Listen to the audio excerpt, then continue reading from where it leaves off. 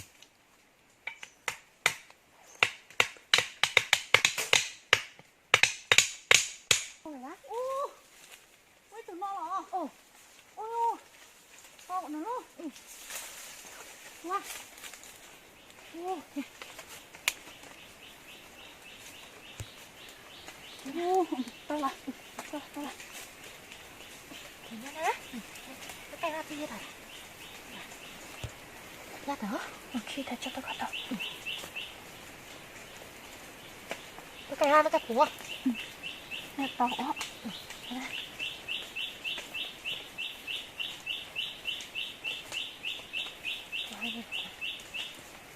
tua mười tua to rồi nó như to ăn nhá tôi chưa chọn đấy tua ô to lại phải cô nè bé mua bác cứ nó tao cái vậy tao to hoàn toàn cô ngã tôi mò bác cứ mua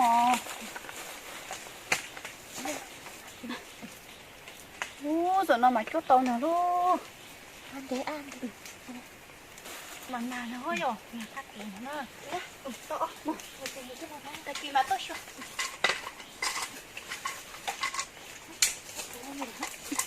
mua ta không chết nó mở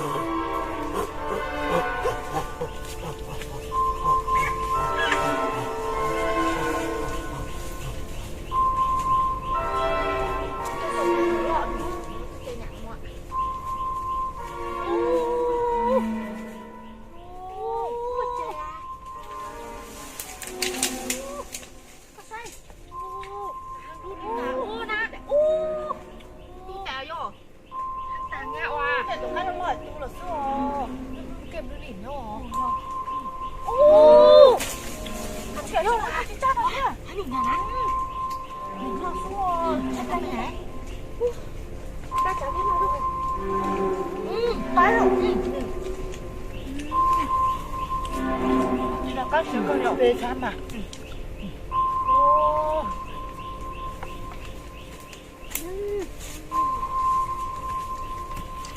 ê chân có sao Ô,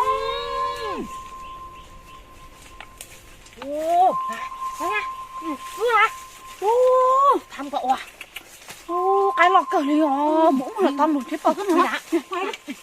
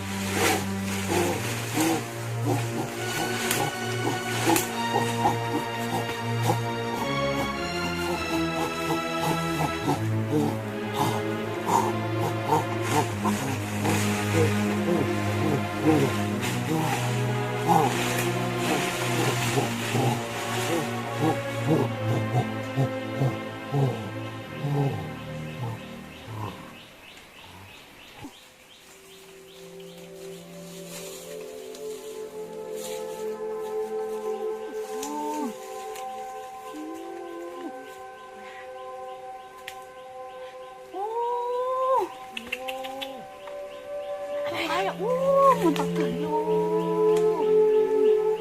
Tụi cái nào mà nó cười đi nó. Con nè. Con sao? Chịu chịu.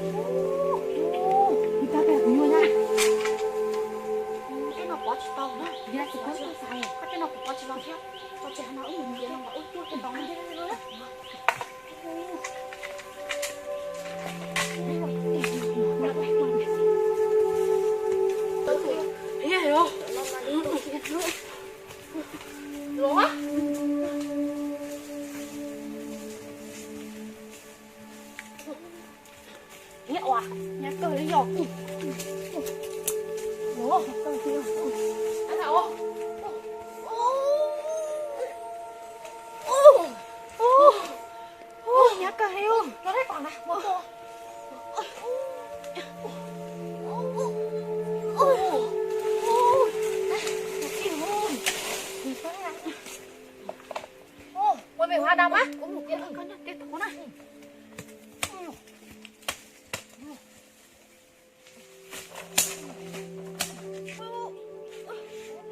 Nhắc cờ liu. Đấy ồ. Mãi chẳng tao to.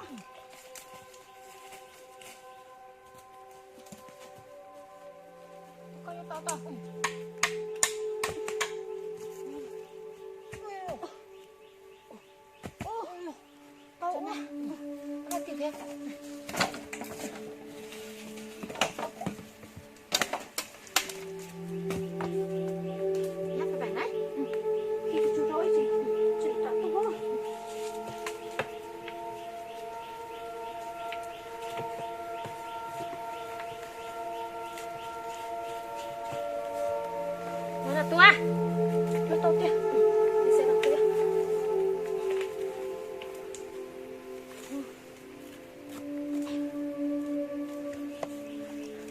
Chân nha.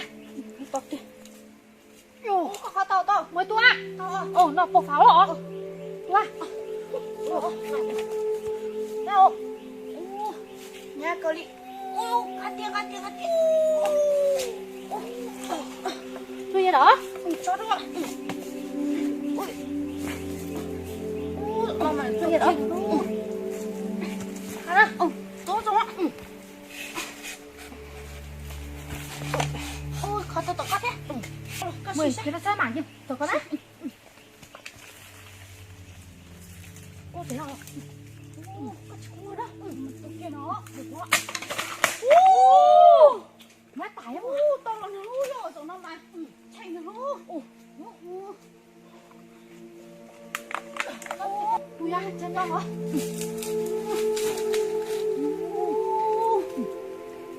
Mới có bị cả. Tại có kìa sao nào. Mới tao mới có bị đây cả. Mó. Tao ôi à. Mình chỉ là xóa bên nó còn là thiên lý tặng tặng tặng. Ba đó.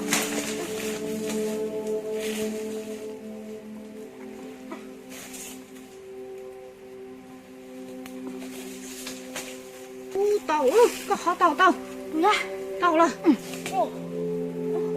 ra tao để tao đây rồi thằng này tụi kia nó nói rồi tại tôi nhỏ mò ôi